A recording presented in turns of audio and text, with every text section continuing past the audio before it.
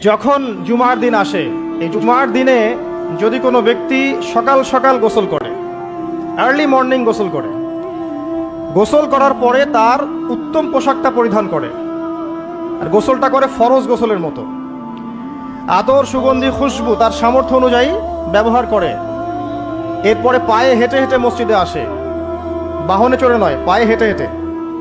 যদি আপনি অনেক দূরে থাকেন সেটা আলাদা কথা।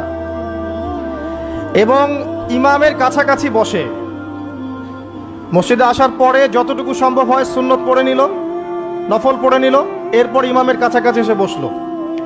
ইমামের খুতবা শ্রবণ করে মনোযোগের সাথে। খুতবা শ্রবণ করার সময় কাউকে কষ্ট দেয় না। কাউকে কষ্ট দেয় না মানে হচ্ছে যে কেউ কথা বললে তাকে এতটুকু বলে না যে তুমি চুপ করো, কোনো কষ্ট দেয় না। ইমামের খুতবা শ্রবণ করে, নামাজ পড়ে ইমামের সাথে। এই ব্যক্তির আমল নামায় নবী সাল্লাল্লাহু আলাইহি ওয়াসাল্লাম বলছেন যে প্রত্যেক পদক্ষেপের বিনিময়ে 1 বছরের নফল নামাজ আর 1 বছরের নফল রোজার নেকি লেখা হয়।